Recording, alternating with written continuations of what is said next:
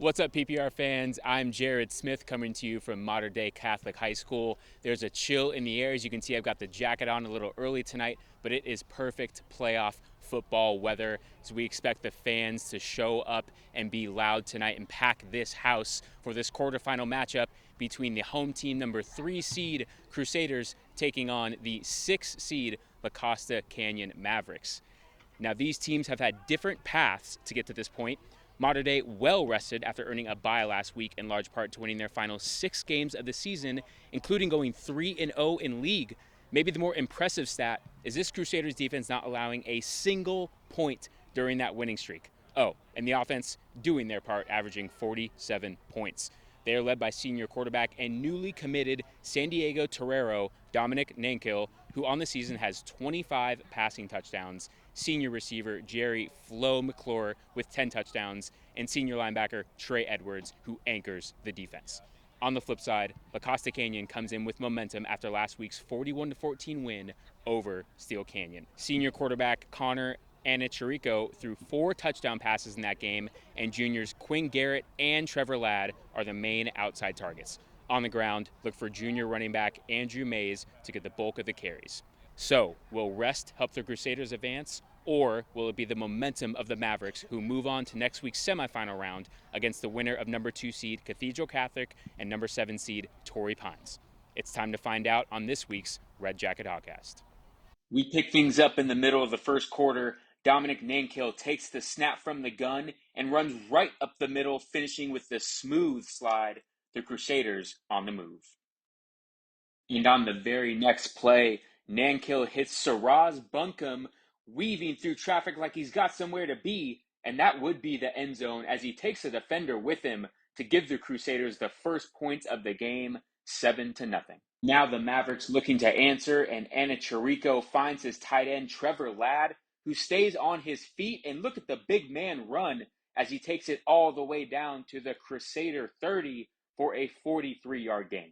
The drive would stall from there, and while most teams would have a dilemma whether to go for it on 4th down, the Mavericks have one of the best kickers in all of San Diego in Tyler Robles, who makes it look easy from 48 yards out, cutting the Crusader lead 7-3. Still in the first quarter that would last 40 minutes because of multiple, and I mean multiple penalties, the Mavericks force a punt, and CJ Williams, just a sophomore, hits the circle button and scoots all the way to the 19-yard line, a chance to take their first lead of the game.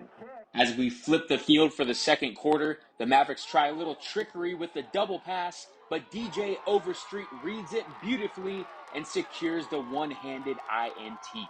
On the 10th play of a drive that saw the Crusaders cross the 50, but then get pushed back by, you guessed it, more penalties, Nankill takes a deep shot to Overstreet, who's making plays all over the field, a 64-yard touchdown, and the score is 13-3. The extra point was no good. The Mavericks needing to get something going, and it's another double pass that seems to work to perfection, except it's a catch fumble, and the Crusaders fall on it. Just 3 plays later, Nankill extends the play to the right and throws a rope to Roland George, who cuts on a dime, then turns on the Jets to score from 63 yards out. What a turn of events. The Crusaders go up 20-3, and that is the halftime score. Now in the second half, and Anthony McMillian totes the rock down the left sideline and isn't touched until he reaches the 30. It's a 49-yard run, and the Crusaders are in business again. After McMillian got the ball down to the 1, his running mate Chris Snyder takes the direct snap for the walk-in touchdown, and it's 27-3. The Crusader defense still battling like it's 0-0. Anthony Lopez with the trifecta, the forced fumble, scoop, and score all the way down the left sideline, putting the game out of reach, and Mater Dei would go on to win 41-9.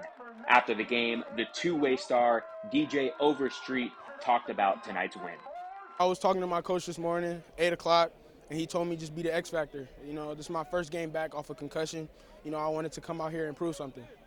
It was a really big game, you know, because we've been preaching all week. We weren't turning in our pads. We knew what we had to do to get to the next, the next step. And everybody know what's waiting for us on the next, next Friday. So that was all. Just hard work and knowing what we had next.